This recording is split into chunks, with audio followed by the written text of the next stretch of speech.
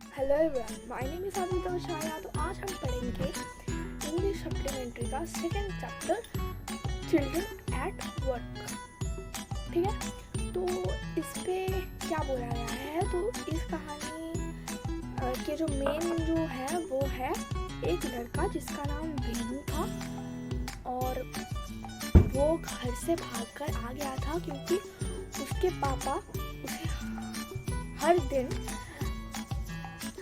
उसे शराब पीकर मारा करता था और उसके जो भी पैसे थे वो ले लिया करता था। ठीक है, और उसकी दीदी या फिर बहन को भी ऐसे ही करता था, उसको भी पीटा करता था। ठीक है, तो वैसे तो परेशान हो गया था वेनू।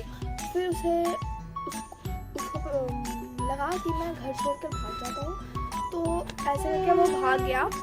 फिर वो एक स्टेशन पे पहुंचा और वहाँ से वो कन्याकुमारी का एक्सप्रेस ट्रेन पकड़ा।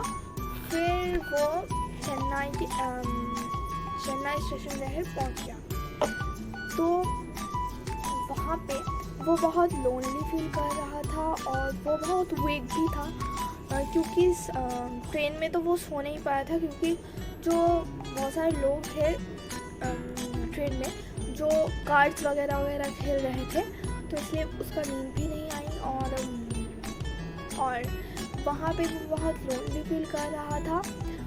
तो वो जाकर एक बेंच पर बैठ गया, प्लेटफॉर्म के बेंच पर।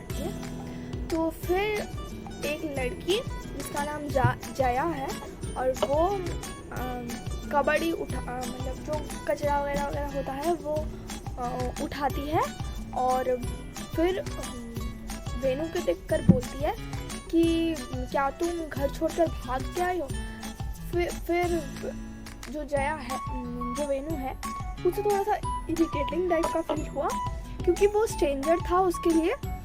इसलिए फिर जो जया है वो उसके साइड, जो बेंच पर वो बैठे थे उसके साइड पर आके बैठ गया। तो वो थोड़ा सा हट गया क्योंकि वो स्ट्रेंजर था, तो इसलिए वो थोड़ा सा हट गया।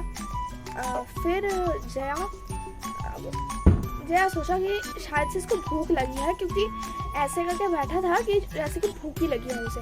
तो ऐसे समझ गया जया कि उसको भूख लगी है, वेनू को भूख लगी है। फिर जया जो है वो बोलती है कि वेनू तुमको अगर भूख लगी है तो बोलो, मैं कुछ ऑफर दे सकती हूँ। फिर वेनू और जया रास्ते से जब जा रहे थे तो तब उसे वेनू को लग रहा था कि कब कहीं मैं गिर ना जाऊं और कोई गाड़ी धक्का ना दे। फिर एक मैरिज हॉल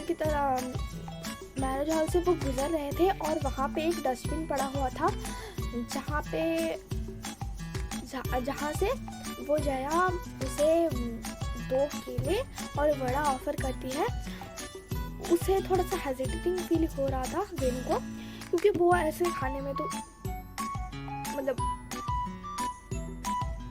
प्रैक्टिस नहीं है कि ऐसे खाना खाया जा सकता है। फिर उसके पास कोई चारा भी नहीं था। फिर वो वही खा लिया, जो केला और वड़ा, तो जो जया ऑफर कर रही थी तो वही खा लिया। और फिर जो तो ऐसे फिर वो खा लिया। फिर जो जया है वो वेनू को अपने साथ अपने घर लेकर गया जहाँ पे उसका घर भी तो झोपड़ी जैसा ही था, बहुत ज़्यादा मतलब गंदा था। साइड मतलब पूरा आसपास पूरा कचरा पे भरा हुआ था, कूड़ा पे भरा हुआ था। फिर जो वेनू है वो क्या किया, वो बोला चलो ठीक है।